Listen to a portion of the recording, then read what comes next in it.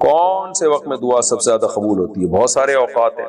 صحیح حدیث میں آتا ہے کہ آخری رات کے آخری حصے میں جو فجر کا ٹائم شروع ہونے سے پہلے کا حصہ ہے، اس میں اللہ تعالیٰ آسمان دنیا پر آتے ہیں، کہتے ہیں حل من مستغفر اغفر لہ، کوئی ہے مجھ سے توبہ استغفار کرنے والا، کوئی ہے مجھ سے روزی طلب کرنے والا. تو اس وقت دعائیں بہت زیادہ قبول ہوتی ہیں. اسی طرح جمعے کے دن حدیث میں آتا ہے گھڑی ایسی ہے جس میں دعا رد نہیں ہوتی. وہ کون سا ٹائم ہے؟ بعض علماء اس طرف گئے ہیں کہ وہ عصر کی نماز کے بعد کا ٹائم ہے. تو میرا خیال ہے، جہاں تک ٹوٹی پھوٹی میری تحقیق ہے، راجح قول شاید یہی ہے کہ عصر کے بعد کا وہ ٹائم ہے جس میں دعائیں جمعے کے دن زیادہ قبول ہوتی ہیں. اس طرح رمضان میں دعائیں زیادہ قبول ہوتی ہیں، لیلۃ القدر میں دعائیں قبول ہوتی ہیں. جب جہاد کے موقع پر انسان اللہ کے راہ میں لڑ رہا ہو اور صف قتال ہو تو اس وقت دعائیں قبول ہوتی ہیں. نمازوں کے بعد دعائیں قبول ہوتی ہیں. تو یہ سارے اوقات وہ ہیں جس میں دعائیں قبول ہوتی ہیں. تو دعا جو ہے نا، دعا اس میں اصل ہے انفرادی. اجتماعی دعا میرے لیے تو مانگنا بڑا ہی مشکل کام ہے. خیر مانگ لینی چاہیے، کبھی کبھار لوگوں کو سیکھنے کا موقع مل جاتا ہے. لیکن اجتماعی دعا کے موقع تو کبھی کبھار ہی آتے ہیں نا. آپ مجھے ایک بات بتاؤ، جب کسی سے قرضہ مانگنے کے لیے جاتے ہو، کسی ذاتی ضرورت سے لیے جاتے ہو، تو کیا بھونپو ہاتھ میں لے کے جاتے ہو؟ اس کو بھونپو کہتے ہیں نا، وہ جو اسپیکر ہوتا ہے. یہ پوری قوم کو لے کے جاتے ہو، جا کے چھپڑ میں اس سے لجاجت کرتے ہو بیٹھ کے کہ یار تو حالات دیکھ رہے، غربت مہنگائی کہاں پہنچی بھی ہے یار، تھوڑا کچھ روکڑا شوکڑا دے دے. ایسا ہی ہوتا ہے کہ نہیں ہوتا؟ تو دعا کا جو اللہ نے اصول بتایا ہے قرآن مجید میں، ادعوا ربکم تضرعا وخفیہ، اپنے رب کو پکارو عاجزی کے ساتھ اور چپکے سے.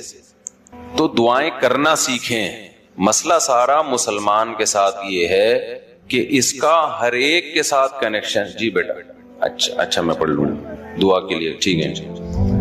مسئلہ مسلمان کے ساتھ یہ ہے کہ اس کا اللہ تعالی سے کنیکشن کیا ہو گیا ہے؟ کمزور. اسی سے سارے مسائل کھڑے ہو رہے ہیں.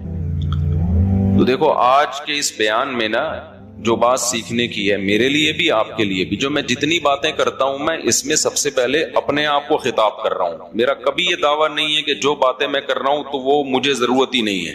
اور بھائی میں سب سے پہلے اس کا خود محتاج ہوں کہ اللہ مجھے عمل کی توفیق دے. اس لیے میرے یہ بیان نہیں ہوتے، یہ تکرار ہوتی ہے. مل بیٹھ کے کچھ نصیحت کی باتیں شیئر کر لیتے ہیں جو ہم سب بھولے ہوئے ہیں مجھ سمیت. آپ کہہ سکتے ہیں جب مل بیٹھ کے باتیں شیئر کرتے ہیں تو پھر نیچے بیٹھ کے گپ شپ لگائیں، اوپر کیوں بیٹھے ہوئے؟ تو وہ اس لیے بیٹھا ہوں اوپر کہ نظر آ جاؤں سب کو میں آرام سے. نیچے بیٹھوں گا تو نظر نہیں آؤں گا، اس لیے مجبوری میں اوپر بیٹھا ہوں. سمجھتے ہیں اس لیے نہیں بیٹھا کہ میں نصیحت کرنے والا ہوں تو میں کو بہت نیک آدمی ہوں، تو میں چونکہ بڑا آدمی ہوں تو میرا مقام بہت عظیم انسان ہوں. میں عظیم تو قیامت میں پتہ چلے گا بھائی، عظیم کون ہے اور وسیم کون ہے. یہ کب پتہ چلے گا؟ قیامت میں پتہ چلے گا عظیم کون ہے اور وسیم کون ہے. دنیا میں تو کچھ بھی ہو سکتا ہے. تو اس لیے ہمارا سب سے بڑا مسئلہ کیا ہے؟ آج جو ڈپریشن، اسٹریس، بیماریاں، پریشانیاں، ناکامیاں اور ٹینشنیں، ان کی بڑی وجہ یہ ہے کہ ہمارا اللہ سے کنیکشن کیا ہو گیا ہے؟ کمزور. بعض لوگوں کا تو بالکل ہی ختم ہو گیا ہے. اور اللہ نے جو ہمیں عبادتیں دی ہیں نا، تراویح کی عبادت، رمضان کی عبادت، ذکر اذکار کی عبادت، حج کی عبادت، عمرے کی عبادت، دعا کی عبادت، صدقات و خیرات کی عبادت، ان سب کا مقصد اللہ سے تعلق پیدا کرنا ہے. آج سب کچھ ہو رہا ہے مگر اللہ سے تعلق نہیں ہو رہا. یہ بڑا مسئلہ ہے. دیکھو ہمارے ایک دوست تھے، ان کے یہاں اللہ تعالیٰ معاف فرمائے کوئی واقعہ ہوا گھر میں خودکشی کا. بے روزگاری کی وجہ سے کسی نوجوان نے خودکشی کی. اللہ تعالیٰ اس نوجوان کی مغفرت کرے. بہرحال کبیرہ گناہ ہے لیکن دعائیں مغفرت تو کرنی چاہیے. مجھے جب اطلاع ملی میں نے ان کے والدین کو سمجھایا. وہ بہت ٹینشن میں آئے نا ماں باپ کہ ہم نے بھی تانے دیے تھے اس کو بے روزگاری کے، تو اس کی ٹینشن اس نے زیادہ لے لی ہے. میں نے کہا یہ ٹینشن زیادہ لینے والی بات بالکل غلط ہے. بات یہ ہے کہ ہم نے اپنی ضرورتوں کے دائرے بہت زیادہ وسیع کر لی ہیں کیونکہ ہمارا اللہ سے کنیکشن نہیں ہے. اب چاہتے ہیں کہ سب کی توندیں فل بھریں، پیٹ بھریں، گھر بڑے بڑے ہوں، گاڑیاں سب کے پاس ہوں، بینک بیلنس سب کے بھرے ہوئے ہوں. بالکل ऐश की जिंदगी हो, कोई टेंशन ना हो। अल्लाह तो है ही नहीं ना बीच में, अल्लाह बीच में है ही नहीं कि असल कामयाबी है कि खुदा खुश हो हमसे, वो तो है ही नहीं, वो तो मकसद ही नहीं है। तो जब दौलत को बाप बना के, शोहरत, इज्जत, ख्वाहिशात को बाप बनाओगे तो मेरे भाई खंभों से ही चिपकोगे। फिर जाके कोई खंबे से चिपकेगा, कोई जहर पिएगा, कोई नहीं भी पिएगा ना तो डिप्रेशन से मरेगा, वो ब्रेन हेमरेज से मरेगा डिप्रेशन में। सहाबा के पास जो है ना 24 घंटे में ऐसे हालात भी आए हैं कि 24 घंटे में एक खजूर है खाने के लिए, वो तो टेंशन और डिप्रेशन की गोलियां भी नहीं खा रहे थे उस वक्त। ऐसे हालात आए ना जंगों में कि 24 घंटे में क्या खाया। एक साहबी ने जब बताया ना कि हम 24 घंटे में पता नहीं 2-3 खजूरें खाते थे, लोगों ने कहा इसमें गुजारा कैसे होता था। उन्होंने कहा हम सोचते थे जब ये भी नहीं मिलती थी, जब एक खजूर मिलती थी, हम उन दिनों को याद करके 2 खजूरों पे खुश होते थे। लोगों ने कहा भाई जब एक खजूर मिलती थी उस पे कैसे टेंशन खत्म होती थी। उन्होंने कहा हम उस दिन को याद करते थे जब खजूरों की गुठलियां चूसा करते थे, खजूर भी खाने को नहीं मिलती थी। आज कबाब पराठे खा के खंबे पे लटकता है जाके, टेंशन से जो मरता है ना खुदकुशी करता है। पहले पेट भरेगा, खाएगा, नरम बिस्तर पे लेटेगा, रात उसने नरम बिस्तरों पे गुजारी होगी। मेरे भाई अल्लाह से ताल्लुक पैदा करना सिर्फ आखिरत के लिए जरूरी नहीं है, दुनिया के लिए पहले जरूरी है। दुनिया आपकी अच्छी नहीं हो सकती जब तक अल्लाह से ताल्लुक बहाल नहीं होता। हमने सूरह यूसुफ पूरी पढ़ ली। याकूब अलैहिस्सलाम की सारी जिंदगी टेंशनों में गुजरी है। उन टेंशनों में सारी जिंदगी क्या करते रहे हैं? सिर्फ दुआएं मांगते रहे हैं। हालांकि दुआएं बज़ाहिर कबूल होती हुई नजर बोलो नहीं आ रही, दुआएं कबूल ही नहीं हो रही हैं बज़ाहिर। ये कैसी कबूलियत है भाई दुआ की? जब अल्लाह ने एक खूबसूरत बेटा दिया, उसको ख्वाब आया, ख्वाब से लगा कि ये पैगंबर बनेगा, तो याकूब अलैहिस्सलाम ने उसी वक्त से दुआएं मांगना शुरू कर दी है, अल्लाह इसको जमीन का, लोगों का इमाम बना। जो तूने नेमत की है ना मेरे दादा इब्राहिम पर, ऐ अल्लाह वो नेमत मुकम्मल कर मेरे बेटे यूसुफ के जरिए, इसको भी नबी बना। उस वक्त से दुआएं मांगी होंगी कि नहीं मांगी होंगी? नजरे बस से बचने के लिए भी दुआएं मांगी होंगी। बहुत खूबसूरत बेटा था, ऐ अल्लाह इसे हासिदों के हसद से बचा, मांगी होंगी कि नहीं मांगी होंगी? भाई बोलो क्या हो गया? ये दुआ भी मांगी, ऐ अल्लाह इसे हासिदों के हसद से बचा। इतना खूबसूरत बेटा है ये, इतना नेक बच्चा है ये, लेकिन सारे काम बज़ाहिर क्या हो रहे हैं? उल्टे। हसद भी खा रही है, भाइयों ने उठा के कुएं में डाल दिया और बाप की नजरों से ओझल। तो क्या कहा याकूब अलैहिस्सलाम ने कि मैं खुदकुशी करूंगा, मेरा बेटा कहाँ है भाई? तुमने जो कुर्ता लाके दिया मुझे जिसपे झूठा खून लगा हुआ है, ये झूठ बोल रहे हो। और फिर मुसलसल डिप्रेशन टेंशन में जाते जाते बिल आखिर खुदा न ख्वास्ता कोई ख्याल आया उनके दिल में खुदकुशी का। वो क्या कर रहे हैं? फसब्रुन जमील, मैं क्या करूंगा भाई? सब्र, क्योंकि मेरे पास तो कोई तहकीक का जरिया भी नहीं है कि तुम सच कह रहे हो कि झूठ कह रहे हो। दुआ बज़ाहिर कबूल होने के बजाय क्या हो रही है? रद्द हो रही है। कोई मायूसी की बात नहीं की याकूब अलैहिस्सलाम ने, ऐ अल्लाह मैं तुझसे क्या मांग रहा था और तू मेरे साथ क्या कर रहा है? तू मुझे टेंशन दे रहा है, मुझसे क्या गुनाह हुआ है? और ऐसा भी नहीं किया याकूब अलैहिस्सलाम ने रूहानी इलाज वालों से राब्ता किया हो, बेशरम लोगों से, क्योंकि ये बड़े बेशरम हैं। अच्छे अच्छे घर जादू टोने के नाम पे इन बेशर्मों ने तबाह किए हैं। जादू है, टोना है, फलाना है, ढिमकाना है, जो असल काम करने का है उससे ये क्या कर देते हैं? आपको हटा देते हैं। याकूब अलैहिस्सलाम अल्लाह से क्या कर रहे हैं? दुआएं मांगो। वो दुआ कैसे कबूल हो रही है? यूसुफ अलैहिस्सलाम मिस्र में बजाय कुएं से निकलने के मिस्र के बाजारों में बोल लो ना क्या हो गया? फरोख्त हो रहे हैं। फिर दूसरा बेटा भी गया थोड़े दिनों के बाद, एक मिलने के बजाय बिन्यामीन भी चला। रो रहे हैं, जो गैर इख्तियारी चीज है, रो रहे हैं, गैर इख्तियारी है ना। तो बच्चों ने क्या कहा कि आप अभी तक यूसुफ को याद करके रो रहे हैं? क्या फरमाया? इन्नमा अश्कू बसी व हुज़्नी इलल्लाह, मैं अपने गम किसके सामने बयान करता हूँ? अल्लाह के सामने। अल्लाह के सामने तो बयान किया जाएगा गम। व अअलमु मिनल्लाहि मा ला तअलमून, मैं अल्लाह के बारे में वो कुछ जानता हूँ जो तुम नहीं जानते। नाकामियों के नक्शे में कामयाब करना किसका काम है? अल्लाह का काम। मायूस नहीं हूं, जो हो रहा है मेरे हक में बेहतर हो रहा है, अगरचे मुझे समझ में नहीं आ रहा। तसव्वुर नहीं था ना बादशाह बना के अल्लाह मिलाएगा। ان کے مسائل خدا کی قسم ہمارے مسائل سے کئی گنا زیادہ تھے.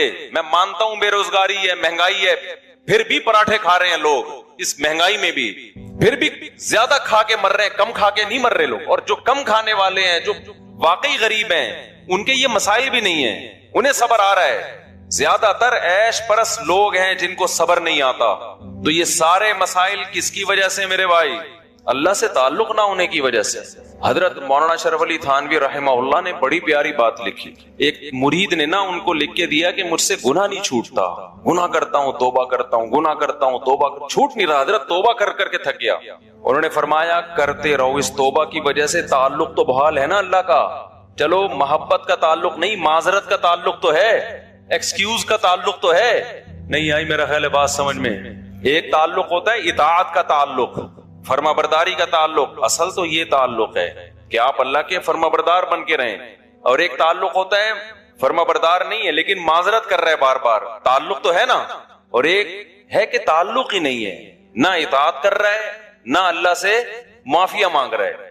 آج مسلمان کا بہت بڑا مسئلہ کیا ہے کہ اللہ کو اس نے اپنی ڈکشنری سے نکالا, اب چند رسومات میں تو اللہ رہ گیا ہے, چند رسومات, لیکن ایسا مضبوط تعلق نہیں ہے کہ یہ اللہ آپ کو ڈپریشن سے نجات دے دے, یہ اللہ آپ کی ٹینشنیں دور کر. دیکھو جب آپ ٹینشن میں ہوتے, کوئی محبوب دوست مل کے آپ کے ساتھ ٹینشن شیئر کر لے تو آپ کو خوشی ہوتی ہے نا, آپ کہتے ہیں یار تمہاری وجہ سے میرا غم کیا ہو گیا ہے, ہلکا ہو گیا ہے. تو اللہ کی وجہ سے غم ہلکا کیوں نہیں ہو رہا؟ اس کا مطلب اللہ دوست ہی نہیں ہے, تعلق ہی نہیں ہے اللہ سے. تو خوب سمجھ لو رمضان اللہ نے کیوں دیا؟ اللہ سے تعلق پیدا کرنے کے لیے. جتنی عبادتیں ہیں بھائی تم اللہ سے کوئی دوستی لگاؤ, راز و نیاز کیا کرو اللہ تعالیٰ سے. تو اللہ سے جو دوستی ہے نا اور تعلق ہے, اس میں سب سے زیادہ پاورفل چیز کیا ہے؟ وہ ہے دعا. آج میں نے دیکھا ہے لوگ نماز پڑھ لیتے ہیں کسی نہ کسی درجے میں, تلاوت کر لیتے ہیں کسی نہ کسی درجے میں, صدقات و خیرات بھی ٹوٹے, ویسے تو نہیں ہو رہے جیسے ہونے چاہیے لیکن چلو ٹوٹے پھوٹے صدقات و خیرات بھی ہو جاتے ہیں. عمرہ بھی کر لیتے ہیں, پیسہ اللہ دے دے, حج بھی کر لیتے ہیں, اللہ سے مانگنے کا شوق ختم. بس ایک فارمیلٹی پوری ہوتی ہے اجتماعی دعاؤں میں, اجتماعی دعائیں ہوتی ہیں نا, اس میں آ رہے ہیں. اب تو بینر بھی لگ رہے ہوتے ہیں ہمارے یہاں, رو رو کے دعائیں مانگی جائیں گی. یہ بھی ایک انٹرٹینمنٹ کا ذریعہ بن گئی یہ چیز. میں کسی کی نیت پہ شبہ نہیں کر رہا, ٹی وی میں پروگرام دیکھ لو پہلے, کئی اب پتہ نہیں آ رہے ہیں کہ نہیں آ رہے, باقاعدہ ٹھیے لگ رہے ہیں, ٹھیک ہے نا, اور پورا ایک انٹرٹینمنٹ ہو رہی ہے. پورے سال خدا کے سامنے کبھی آنسو بہانے کا موقع کی توفیق نہیں ہوتی, گڑ گڑانے کی توفیق نہیں ہوتی. بہت بڑی دل کے اجڑنے کی دلیل. سب سے زیادہ دعا جو ہمارے بڑوں نے ہمیں سکھائی ہے وہ یہ دعا ہے کہ اللہ سے یہ دعا مانگا کرو کہ اے اللہ اپنے دین کی اخلاص, عافیت, قوت اور ہمت, یہ چار چیزوں. ہمارے حضرت یہ دعا اپنے لیے کروایا کرتے تھے ہم سے کہتے تھے میرے لیے یہ چار دعائیں مانگا کرو. یہ دعا مانگا کرو یوں, اے اللہ اخلاص کے ساتھ, کیونکہ اخلاص کے بغیر جتنا بھی کام ہو جائے آخرت میں کیا ہے؟ زیرو. اخلاص کے ساتھ, قوت کے ساتھ, یعنی ایسا نہ ڈھیلے ڈھیلے طریقے سے کام ہو, کام کیا ہو؟ طاقت ہو اس کام میں, ہمت ہو, سستی نہ ہو. اخلاص, عافیت, اور عافیت کا مطلب فتنوں سے بچا کے رکھے اللہ تعالیٰ. بعض دفعہ کاموں کے سائیڈ ایفیکٹ بہت زیادہ ہو جاتے ہیں. تو اخلاص, عافیت, قوت, ہمت کے ساتھ اللہ دین کا بہت زیادہ کام لے لے. پہلے ایک شاگرد نے حضرت کو کہا میں اپنے لیے دعا مانگتا ہوں اے اللہ مجھ سے دین کا سب سے زیادہ کام لے. تو حضرت نے فرمایا یہ آپ اپنے لیے دعا مانگ رہے ہو, دوسروں کے لیے بد دعا, یعنی دوسرے علماء آپ سے کم کام لیں, ٹھیک ہے نا. تو الفاظ یہ مناسب نہیں ہے. تو یوں دعا مانگا کرو کہ اللہ اخلاص, عافیت, قوت, ہمت کے ساتھ دین کا بہت زیادہ کام لے. سمجھ میں نہیں آ رہی میرے خیال ہے. تو سب سے زیادہ کے بجائے کیا کہنا چاہیے؟ بہت زیادہ کام لے لے, اور ایسا کام لے. پھر اگلی دعا کے الفاظ کیا ہیں؟ ان کاموں کو میرے لیے, میرے والدین کے لیے, میرے اکابر اور اساتذہ کے لیے, قیامت تک کے لیے صدقہ جاریہ بنا دی. یعنی کام ایسا ہو کہ اس کا اثر قیامت تک جاری رہے. جیسے ہمارے شیخ مفتی رشید احمد صاحب کے لیے ہم یہ دعا ان کی زندگی بھی مانگا کرتے تھے اب بھی.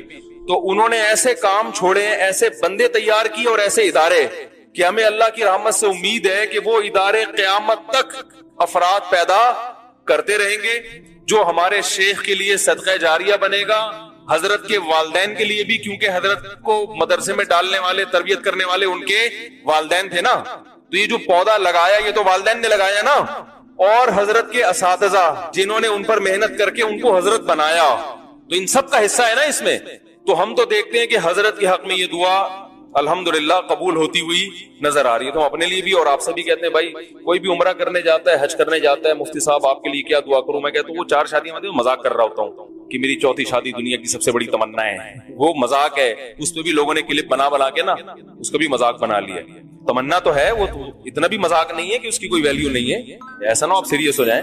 تو لیکن وہ کوئی اتنا اہم مسئلہ نہیں ہے. اصل مسئلہ میرا جو ہماری جو کوئی حج پہ جاتا ہے، عمرے پہ جاتا ہے، مفتی صاحب دعا کریں، دعا کیا کرنی ہے آپ کے لیے؟ تو میں اسے ایک دعا کا کہتا ہوں بھائی میرے لیے دعا کرو، اللہ مجھ سے اخلاص کے ساتھ، عافیت، قوت اور ہمت کے ساتھ، اپنی مرضی کے مطابق، یہ میں کہنا بھول گیا تھا، دین کا خوب کام لے لے، اور اس کام کو میرے لیے، میرے والدین کے لیے اور میرے جو مشائخ اور اساتذہ ہیں ان کے لیے اللہ قیامت تک کے لیے اسے صدقہ جاری. یہ اگر دعا قبول ہو گئی تو ہٹو بچوں ہو گیا کام. تو کیا ہو گیا بھائی؟ ہماری زندگی کا مقصد کیا ہو گیا؟ حاصل ہو. اور یہ دعا قبول نہیں ہوئی، بھائی پیسہ تو زرداری سے زیادہ ہم کما نہیں سکتے. کیا خیال ہے؟ حکومت زرداری سے بہتر ہماری 5 سال ایسے صدر بنے حضرت کی کوئی خطرہ نہیں تھا، ورنہ جو بھی بنا ہے دوسرے نے ٹانگیں کھینچنے کی کوشش کی. 5 سال پاکستان کے پہلے کامیاب صدر اور شاید آخری بھی. کیا خیال ہے؟ اللہ نے پیسہ بھی دیا اور اللہ نے حکومت بھی ٹائٹ دی. چلو زرداری صاحب کو چھوڑو، آپ آ جاؤ قارون کی طرف. قارون سے زیادہ ہم پیسہ نہیں کما سکتے، فرعون سے طاقتور حکومت ہم بنا نہیں سکتے. تو آپ میرے لیے اگر دعا مانگ لیں گے اللہ مفتی صاحب کو اتنا پیسہ جتنا قارون کو ملا، تو قارون ہنسے گا میں نے کیا کر لیا اس پیسے سے، میں مر گیا. تم بھی کیا ہوگا مفتی صاحب؟ پتلی گلی سے نکل لو گے. ٹھیک ہے نا؟ تو قارون کو نہ ہنسائیں. اور اگر ہم آپ سے یہ کہیں یار دعا کرو مفتی صاحب کہ مفتی صاحب کو ایسی حکومت مل جائے، لوگ کہتے ہیں نا مفتی صاحب آپ کا یہ فائدہ ہوا تو کیا چاہیے؟ میں کہتا ہوں وہ دعا چاہیے.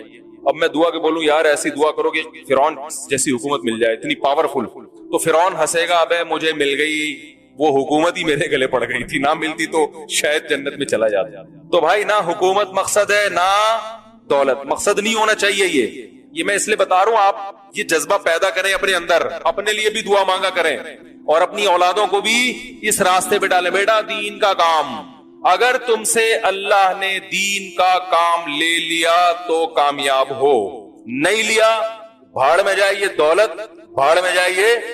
تھوڑا سا آج اسٹائل ہمارا چینج ہے، وہ اس آدمی پہ غصہ آ گیا نا مٹھائی کے ڈبے کے پیسے مانگ رہا تھا، اس کی وجہ سے اب میرا پورا اسٹائل ہی چینج ہو گیا ہے. بھائی اس کا رشتہ تو نہیں کرایا مٹھائی کے ڈبے والا، وہ بیٹھے ہوئے عارف صاحب ان کو رشتوں کا کام دیا ہوا ہے، فرشتے جیسے ہیں رشتوں کا کام ان کو اسی لیے دیا. یہ میرے بچپن کے دوست ہیں لنگوٹی یار، اور میرے بہنوئی بھی ہیں، اور ہمارے یعنی 8ویں کلاس سے ہم ایک ہی ڈیسک پہ بیٹھے بیٹھے پڑھتے کالج، اور پھر وہ بہت تو انہوں نے بتایا، وہ کہہ رہے ہیں مٹھائی کا ڈبہ، وہ کہہ رہے ہیں تم دو گی یا میں دوں گا. وہ خاتون سے کہہ رہا تھا. میں نے کہا یہ رشتہ ختم کروا بھائی، میں تجھے چھوڑوں گا نہیں، یہ شادی کروا دے. وہ بیچاری وہ ٹینشن میں آ جائے گی عورت بعد میں، پھر ہر دفعہ پوچھے گا بیگم ناشتے کے لیے 2 انڈے لے آؤں، اس دفعہ 2 انڈے میں لے کر آؤں یا آپ نے منگوانے. پھر وہ ہر دفعہ یہی ہوگا مصیبت. جب ذمہ داری نہیں اٹھا رہا تو بھائی تو کس کرنے کیا رہے تھے. تو ہاں تو دیکھو یہ دعا مانگا کرو اللہ تعالیٰ سے، اے اللہ دین کا کام. دیکھو جو چیز سب سے قیمتی ہوتی ہے نا وہ سب سے محبوب کو وہ چیز دی جاتی ہے نا. ارے آپ اگر گفٹ دینا چاہتے ہو تو سب سے قیمتی گفٹ اپنے سب سے محبوب دوست کو دو گے. تو یہ جو دنیا جب اللہ نے بنائی اور انسانوں کو بھیجنا شروع کیا آدم علیہ السلام سے لے کے قیامت تک آخری جو انسان آئے گا، کسی کو اللہ نے حسن و جمال دیا، کسی کو اللہ نے صحت دی. قوم عاد اور قوم سمود کو صحتیں بڑی کھجور کے تنوں جیسے تو ان کے قد ہوا کرتے تھے. کسی کو اللہ نے بے تحاشا دولت دے دی. لیکن اللہ کے جو سب سے محبوب لوگ ہوتے ہیں وہ پیغمبر ہوتے ہیں. پیغمبروں کو اللہ نے کہا آپ کو میں اپنا پیغام لوگوں تک پہنچانے کے لیے سلیکٹ کر رہا ہوں. آپ کی بیسک ذمہ داری کیا ہے کہ آپ میرا پیغام لوگوں تک بولو نا بھائی پہنچائیں. خلق کی جمع آتی ہے اخلاق. تو اردو میں جو اخلاق ہے نا یہ عربی سے آیا ہے، تو یہ سنگولر نہیں ہے بلکہ یہ لفظ پلورل ہے. کچھ لفظ اردو میں آ کے وہ سنگولر بن جاتے ہیں لیکن اصل میں وہ پلورل ہوتے ہیں، جمع ہوتے ہیں. اور واحد اس کی کیا ہے، سنگولر کیا ہے، خلق. تو خلق میں نے بتایا تھا یہ خلق کہتے ہیں پیدا کرنا، تخلیق پیدا کرنا، خلق پیدا کرنا. خالق پیدا کرنے والا خلق وہ طبیعت جس پہ کوئی چیز ڈھلی ہو، وہ نیچر جس پہ کسی کو بنایا گیا ہو، ڈیزائن کیا گیا ہو. تو میں نے اس پہ بتایا تھا کہ ہمارے ہاں اخلاق کا جو مطلب اردو میں لیا جاتا ہے، عربی میں اصل میں وہ مطلب نہیں ہے. عربی میں اصل میں کسے کہتے ہیں؟ نیچر کو، طبیعت کو، جو اندر سے آپ کے اندر جو صفات ہے نا ان کو خلق کہا جاتا ہے. تو اللہ تعالیٰ نے رسول اللہ صلی اللہ علیہ وسلم کے بارے میں فرمایا کہ آپ بہترین اخلاق پر ہیں. کیا مطلب؟ آپ بائی نیچر بہت اچھے ہیں. میں سمجھا پا رہا ہوں اپنی بات؟ اور جو بائی نیچر اچھا ہوتا ہے تو اس کا مطلب یہ ہوتا ہے کہ اندر سے اچھا کسے کہتے ہیں؟ جس میں حسد نہ ہو، کینہ نہ ہو، بغض نہ ہو، جیلسی نہ ہو. یہ ساری چیزیں جب انسان کا دل ان چیزوں سے پاک ہوتا ہے تو ہم کہتے ہیں یہ آدمی اندر سے، بولو بھائی، اچھا ہے. بزدلی نہ ہو، کنجوسی نہ ہو، لالچ نہ ہو، بے وفائی نہ ہو، ناشکری نہ ہو، رحم ہو اس کے اندر، کمزور پہ ترس کھانے والا ہو، کسی کو مصیبت میں دیکھ کے اس کا دل نرم ہو جاتا ہو. تو یہ ساری کی ساری چیزیں جس شخص میں ہوں گی تو ہم اسے کہیں گے اس کے اچھے اخلاق ہیں. آج کل اخلاق اچھے اسے کہا جاتا ہے جو مسکرا کے بات کرے، صرف اس کو اچھے اخلاق کہا جاتا ہے. تھینک یو کرتا رہے سارا دن، اندر اس کے جو ہے نا دنیا کی محبت کوٹ کوٹ کے بھری ہوئی ہو.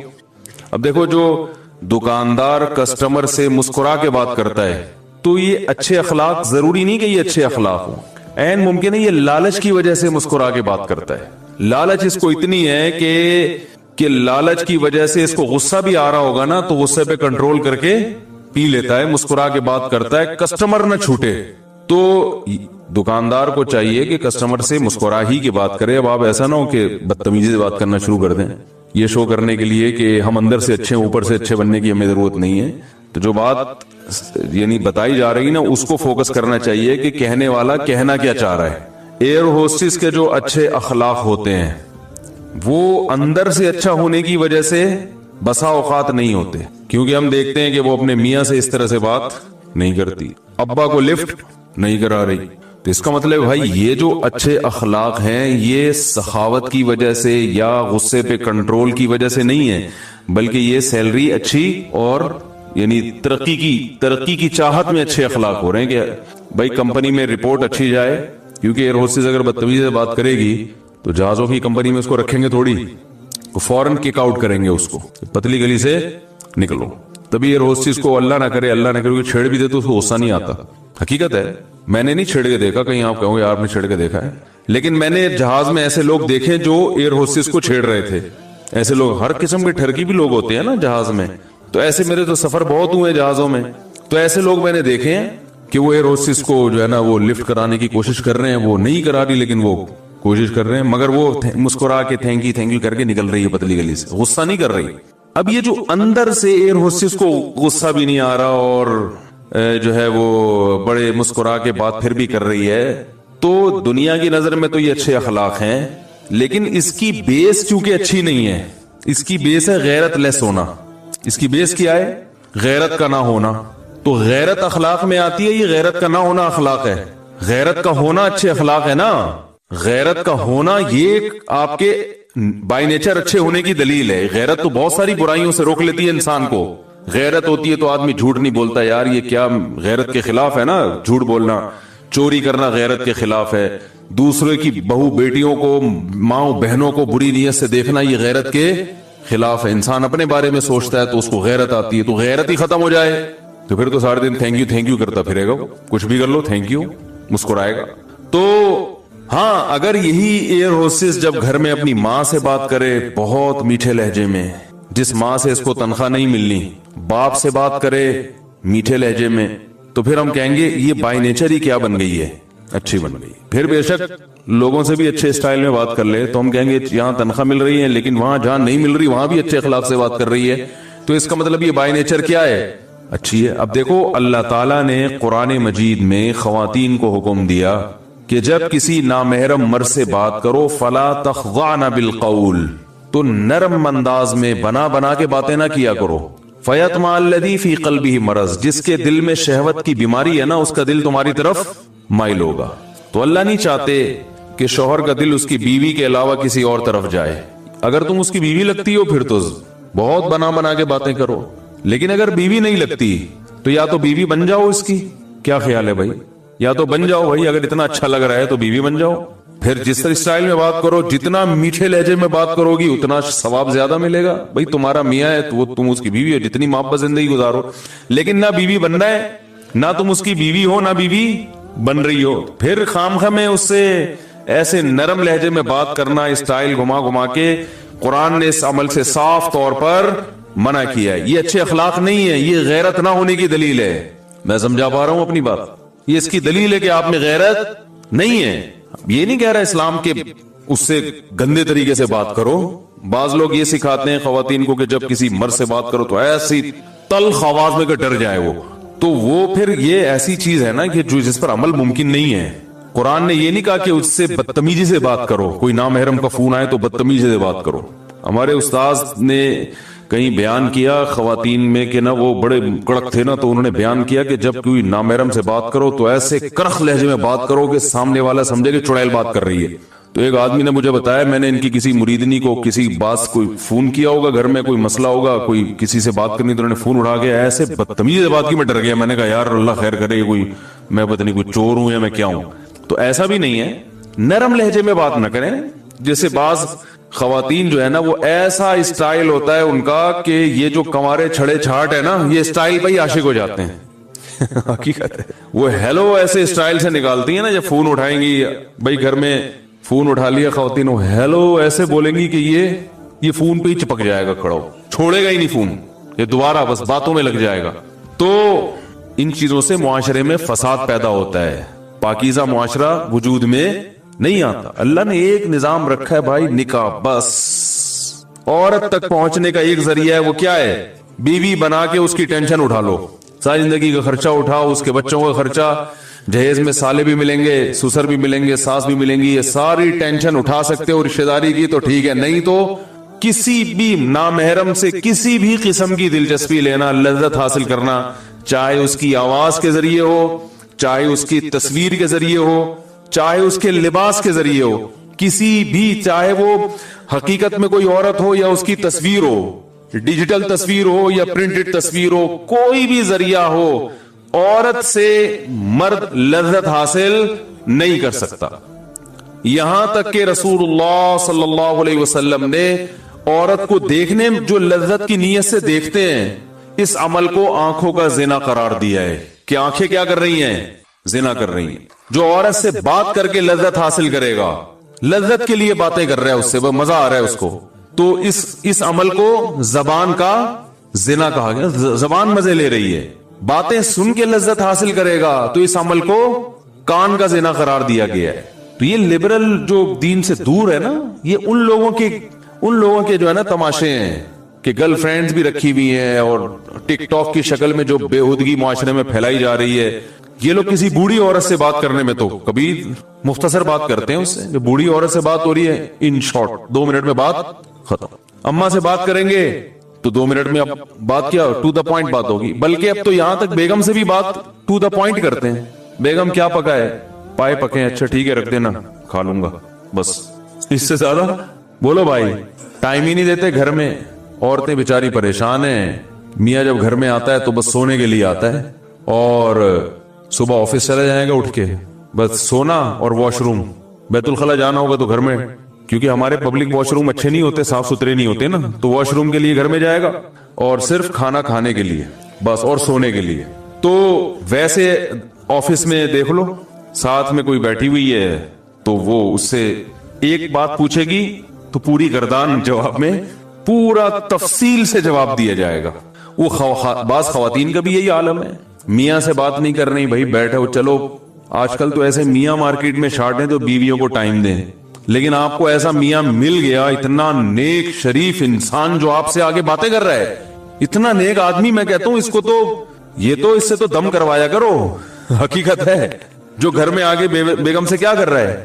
باتیں کر رہا ہے، گپ شپ لگا رہا ہے. تو ایسا میاں کسی عورت کو اس زمانے میں مل جائے تو دم کروائے وہ اس سے کہ بہت نیک آدمی. تو آپ کو ایسا میاں مل گیا تو آپ کو تو قدر کرنی چاہیے بھائی، آپ بھی بیٹھ کے گپ شپ لگائیں اس کے ساتھ کہ بھائی اتنا اچھا میاں. تو آپ کیا کر رہی ہیں کہ اینٹ کا جواب پتھر سے. وہ تمیز سے بات کر رہا ہے, آپ نے پھر گلے شکوے, ہر وقت گلے شکوے, ہر وقت گلے شکوے. وہ یوں ہوا تھا, وہ پھٹا ہو جاتا ہے بیٹھے بیٹھے. کیا ہو جاتا ہے؟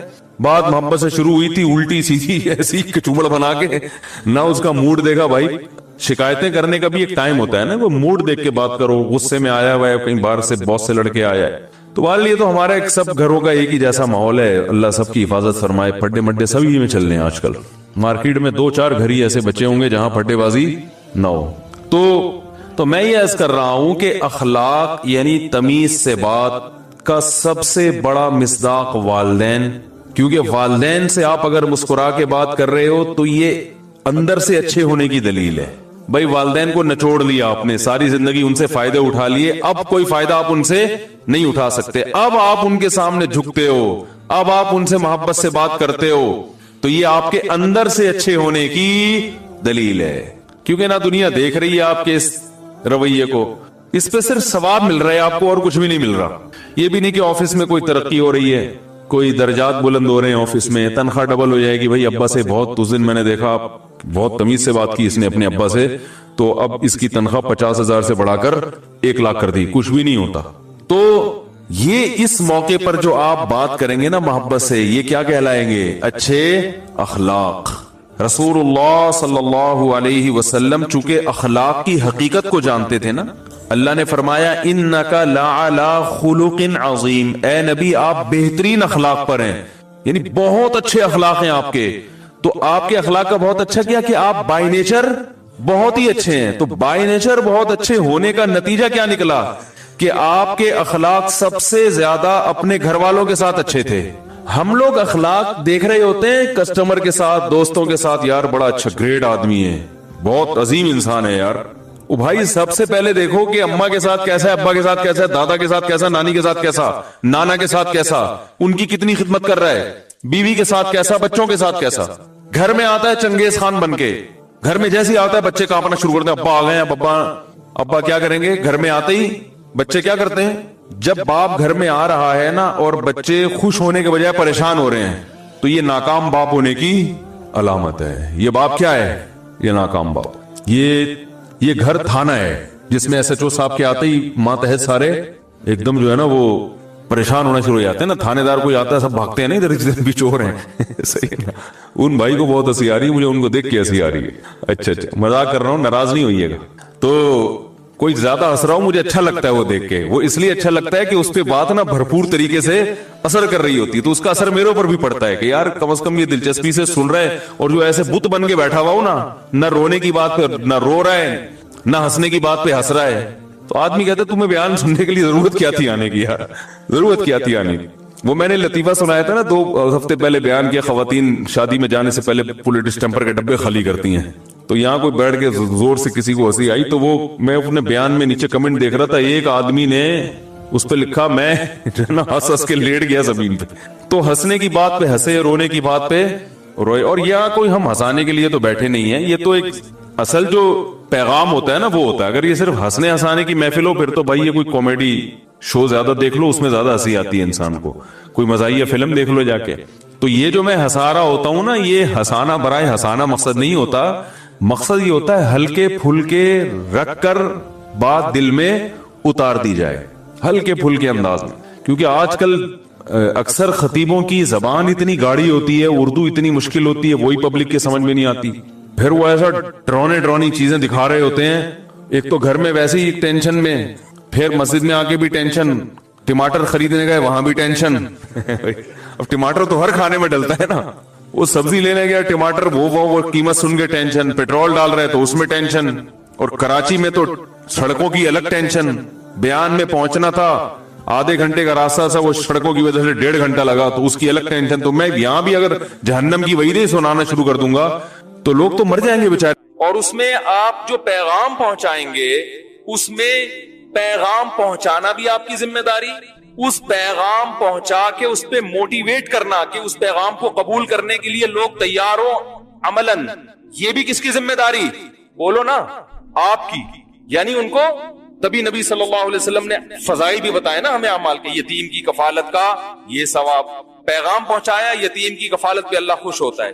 موٹیویٹ کیا, مختلف طریقوں سے. خود یتیم کو پالا آپ صلی اللہ علیہ وسلم نے, بیوہ عورت سے نکاح کر کے یتیم بچے پالے. یہ کیا کر رہے ہیں؟ موٹیویٹ کر رہے ہیں اور وعیدیں سنا رہے ہیں کہ یہ عذاب ہے اور یہ ثواب ہے.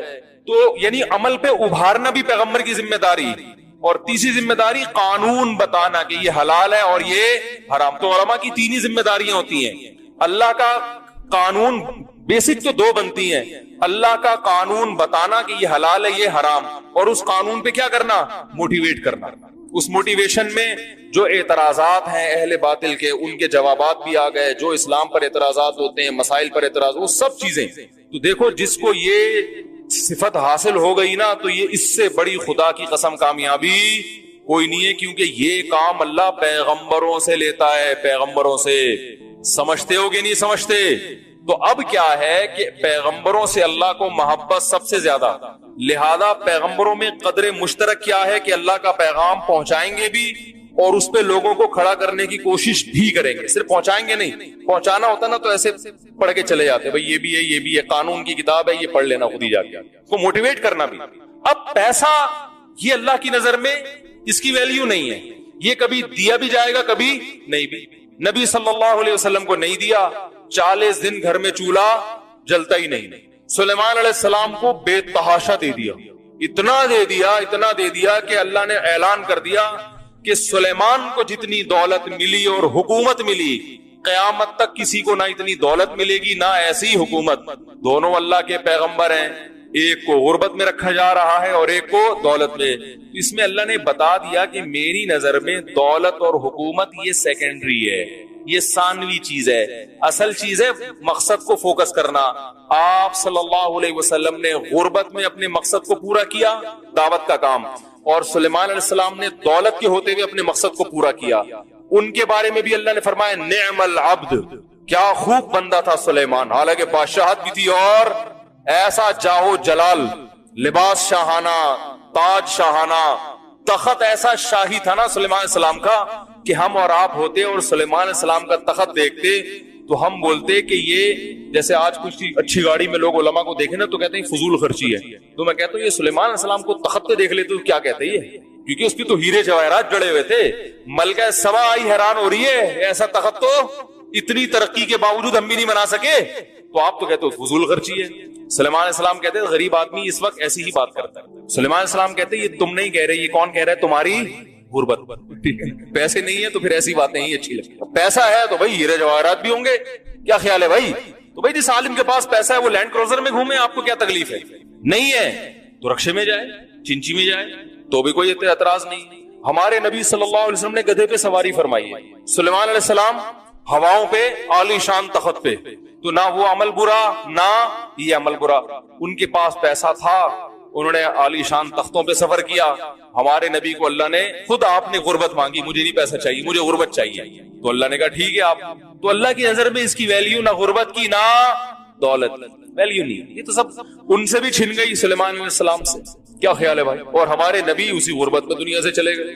مقصد سلیمان علیہ السلام نے بھی پورا کیا جو آپ کو دیا تھا. وہ کیا تھا؟ رسالت, اللہ کا پیغام لوگوں تک پہنچانا. ایسا خاندانی طریقے سے پہنچایا نا سلیمان علیہ السلام نے, کیونکہ وسائل جب بہت زیادہ تھے نا تو دعوت کا اسٹائل ہی چینج ہو گیا تھا سلیمان علیہ السلام. دیکھو جب آپ کے پاس پاور زیادہ ہوتی ہے تو دعوت کا انداز اسی پاور کے حساب سے ہوتا ہے.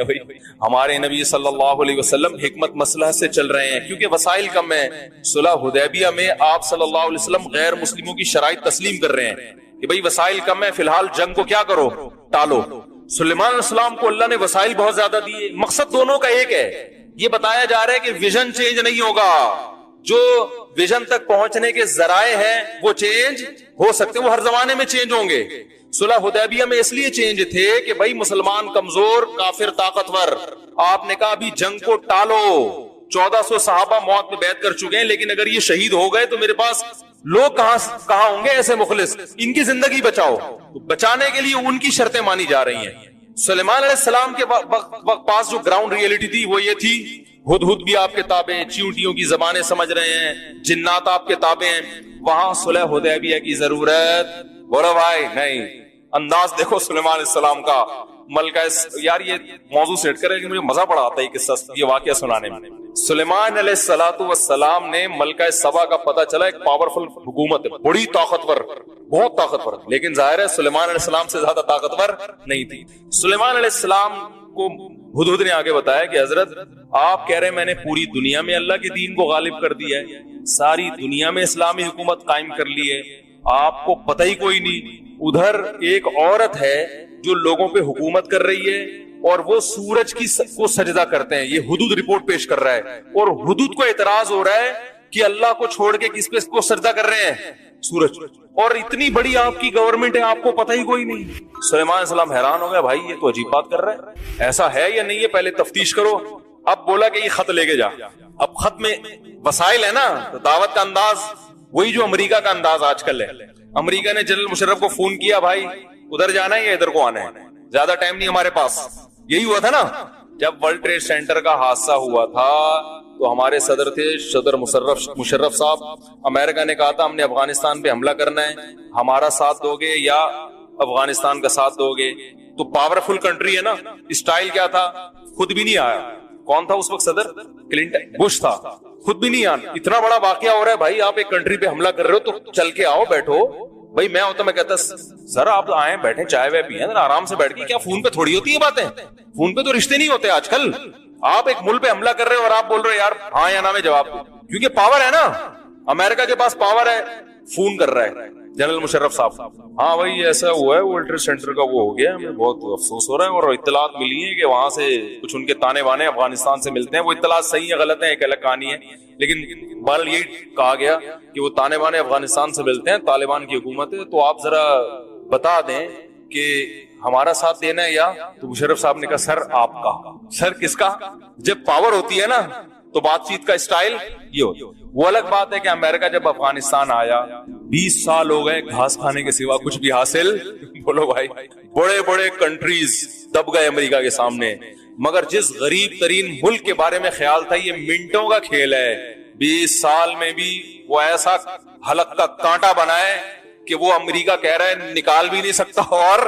اور اس وقت مجھے یاد ہے 20 سال پہلے ملا عمر نے کہا تھا کہ افغانستان جو بھی آتا ہے آتا اپنی مرضی سے ہے، جاتا ہماری نہیں. آ رہی بات؟ اتنی مزیدار بات ہے نہیں ہے. وہ ڈبے والی بات سے جتنا غصہ اس پہ آیا تھا نا، اتنا مزہ اس پہ آ گیا، برابر ہو گیا. آپ کہاں سے آتے ہیں؟ کہاں سے آتے ہیں؟ اچھا ماشاءاللہ پابندی سے آ رہے ہیں یار.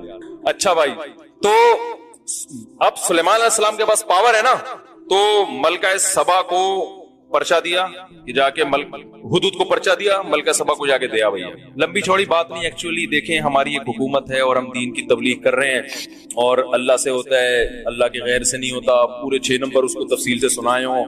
اور دیکھیں اگر پھر بھی آپ کو دلائل سے بات سمجھ میں نہیں آ رہی تو ڈاکٹر ذاکر نائک کا ہم نمبر دے رہے ہیں آپ کو، ٹھیک ہے نا؟ وہ آپ کی کتابوں سے ثابت کریں گے آپ کا مذہب کیا ہے غلط. جو بھی اس زمانے کے ڈاکٹر ذاکر نائک ہر دور میں ہوتے ہیں نا بھائی، ہر دور میں حق کا پرچار کرنے والے، مناظرہ کرنے والے ہوتے ہیں. تو اس دور کے جو بھی ڈاکٹر ذاکر نائک ہوں وہ حوالوں سے ثابت کریں گے کہ آپ کیا ہو غلط. سلیمان علیہ السلام نے کہا اتنا ٹائم؟ بولو بھائی، خط لکھا. قرآن نے اس خط کا تذکرہ کیا، بسم اللہ الرحمن الرحیم، شروع اللہ کے نام سے جو بڑا مہربان اور نہایت رحم کرنے والے. اس میں بتا دی ہم کس کے ماننے والے ہیں، اللہ کی. بس اس لفظ میں خود ہی سمجھ جاؤ، مزید تشریح کی ضرورت نہیں. آگے اللہ تعالی علیہ، سرکشی مت کرو، وَأْتُونِي مُسْلِمِينَ، بندی بن کے چلی آؤ، تمیز انسان بن کے آرام سے تسلیم ہو جاؤ، حکومت چھوڑ دو. یہ آپ کا کام. سورج کی پرستش کر رہے ہو آپ، لوگوں کو شرک پہ ڈالا ہے بھائی، یہ کون سا طریقہ؟ انسان بن کے. باقی پھر انشاءاللہ بیٹھیں گے تو پھر ٹاک ہو جائے گی بھی کیا ہے اب آئندہ کیا ہوگا، جزیہ لینا ہے یا ہو سکتا ہے اسی کو بادشاہ برقرار رکھا جائے. بھائی نافذ آپ نے یہ اسلام کرنا ہے. آپ نبی صلی اللہ علیہ وسلم نے بہت سے علاقے جو ہے نا غیر مسلموں کے حوالے کر دیے کہ بھئی تم مسلمان ہو جاتے تو اپنے پاس ہی رکھو. حکومت مقصد تو نہیں ہے نا، مقصد تو نظام ہے نا. تو وہ پھر اگلی بات ہم میز پہ کریں گے، ہمارے تخت پہ بیٹھ کے بات ہوگی آپ سے کہ آئندہ لاہم، ابھی تو تمیز سے چلی آؤ. وہ ملکہ سبا حیران، یار اس سٹائل میں تو آج تک ہم سے کسی نے یہ بات شروع کہاں سے ہوئی تھی، موضوع کہاں سے آیا؟ یہ میں کیا سمجھانے کے لیے یہ بات کر رہا تھا؟ ہاں میں کہہ رہا تھا کہ ہر پیغمبر کا کام دعوت تھا، انداز ہر ایک کا چینج، لیکن بیسک کام سب کا کیا تھا؟ دعوت. تو جس کو اللہ دعوت کے کام پہ لگا لینا سمجھو سب سے قیمتی تحفہ اللہ نے اس کو دے دیا. یہ اصل موضوع تھا. اب میں اس کو مکمل کر دوں وہ پورا واقعہ. تو ملکہ سبا بنے گا. یار یہ تو انداز ہی ان کا الگ ہے. اس انداز میں اتنی پاورفل گورنمنٹ سے کوئی بات کرتا نہیں ہے. تو اس ملکہ سبا تھی ہوشیار. اس نے کہا یہ کوئی چھوٹا آدمی نہیں ہے, اس طرح سے بات کر رہا ہے, چھوٹا آدمی نہیں ہے. کیونکہ امریکہ سے کوئی اس طرح سے بات کر رہے ہیں, امریکہ بھی خود بولے گا بھائی یہ کوئی چھوٹا بندہ نہیں. اب وہ افغانی ہی بات کر رہے ہیں اس اسٹائل میں, باقی کسی میں دم نہیں ہے کہ اس اسٹائل میں بات کرے. تو یہ پگڑوان آدھے امریکہ کی پولیس میں ہوتے ہیں. تو ملکہ سبا نے درباری جمع کی, اپنے جتنے مسٹنڈے تھے نا بڑے بڑے, سب کو بلایا. کہنے لگی بھائی یا ایھا الملأ انی القی الی کتاب کریم, میرے پاس ایک لیٹر آیا ہے لیکن ہے بڑے عزت دار آدمی کا لگ رہا ہے, کوئی چھوٹا موٹا آدمی نہیں. اور اس شروع ہو رہا ہے بسم اللہ الرحمن الرحیم سے. اللہ جو بڑا مہربان اور نہایت رحم کرنے والا. مضمون بڑا پاکیزہ ہے, خدا کی طرف دعوت دے رہا ہے. یعنی وہ گویا بزبان حال, ذہین تھی نا, سمجھ گئی. بزبان حال وہ یہ کہہ رہا ہے مجھے حکومت کی لالچ نہیں ہے, میں کس کی طرف دعوت دے رہا ہوں, اللہ کی. صحیح ہے نا, نظریاتی حکومت ہے ہماری, وہ نہیں کہ جس کی لاٹھی اس کی بھینس. یہ سب پیغام بسم اللہ میں چھپے ہوئے تھے جو ملکہ سبا سمجھ گئی. تو وہ جو مسٹنڈے بیٹھے ہوئے تھے انہوں نے کہا کہ بھائی بات یہ ہے کہ یہ جتنا بھی طاقتور ہو ہم لڑیں گے. ملکہ سبا نے کہا دیکھو ان الملوک اذا دخلوا قریۃ افسدوها, بادشاہ لوگ جب کسی بستی میں آتے ہیں نا, اگر ان کو فتح ہو گئی تو بستی کا بیڑا غرق کر دیتے ہیں اور عزت دار لوگوں کو ذلیل کر دیتے ہیں. جواب دینے میں جلدی مت کرو. ٹینشن سے نا, تو میں کہتا ہوں یہاں ذرا ہلکے پھلکے انداز میں میرے جب پہلے بیانات ہوا کرتے تھے, جو مجھے بچپن سے جانتے ہیں, تو جب میں 20-22 سال کا تھا نا, اس وقت جو میں بیان کرتا تھا بڑے جذباتی, رولانے دھلانے والے, جہنم, اور وہ بس لوگ بھی روتے تھے. تو اس کے بعد تھوڑا ہم نے کہا یار آرام آرام سے, لوگ بےچارے نا ویسے ہی بڑی ٹینشن میں ہیں. جب سے شادی ہوئی تو پتا چلا لوگ کتنی ٹینشن میں ہیں. اس وقت ہم بچے تھے, ہمیں پتہ ہی نہیں تھا کہ ٹینشنیں ہوتی کیا ہے نا. شادی ہوئی تو مطلب یار بہت ٹینشن ہے لوگوں کو. تو کیا کہہ رہا تھا میں, جلدی سے بات سمیٹوں. ہاں, رسول اللہ صلی اللہ علیہ وسلم کے جو اخلاق تھے, قرآن کہہ رہے آپ سب سے بہترین اخلاق پر ہیں, سب سے بہترین. تو کیا مطلب آپ بائی نیچر سب سے اچھے ہیں, لہذا آپ کو جہاں غصہ آنا چاہیے آتا ہے, اور جتنا آنا چاہیے اتنا ہی آتا ہے. جہاں نہیں آنا چاہیے وہاں نہیں آنا. جہاں غصہ آنا چاہیے لیکن برداشت کرنے کا حکم ہے, وہاں آپ کو غصہ آتا ہے مگر آپ برداشت کر لیتے ہیں. تو یہ ساری چیزیں تبھی ہمیں لوگوں سے معاملات کیسے کرنے ہیں, یہ ہمیں محمد صلی اللہ علیہ وسلم کا جو طرز زندگی ہے نا وہاں سے لینا پڑے گا. ہم گوروں سے لے رہے ہیں یہ چیزیں بھی, یہاں مار کھا رہے ہیں. ہمیں یونیورسٹیوں کے جو پروفیسر جو مذہب مخالف ہیں وہ سکھا رہے ہیں اچھے اخلاق. تو معاملہ کیا ہو رہا ہے, خراب ہو رہا ہے. سمجھ رہے ہیں کہ نہیں سمجھ رہے؟ ہم فلموں سے اخلاق سیکھ رہے ہیں کہ ہیرو ہیروئن سے کتنی تمیز سے بات کرتا ہے, اس کے لیے جان دے دیتا ہے. پرسوں ہمارے کسی دوست نے یوٹیوب پہ ایک ویڈیو دکھائی مجھے کہ ایک صاحب کسی لڑکی کے عشق میں پاگل ہو گئے. اب پتہ نہیں وہ حقیقت میں پاگل ہوا ہے یا ویسے ہی کسی نے بنا لیا ہے. اس کی پرانی تصویریں دکھائیں گے, دیکھو کیسا ہینڈسم لڑکا تھا اور کسی لڑکی کے عشق میں پاگل ہو کے بیچارے کا کیا حال ہو گیا. تو نیچے لوگوں نے بہت ترس کھایا ہوا, ہائے سچے عشق کی تو اس زمانے میں قدر ہے ہی نہیں. یہ بھی لکھا ہوا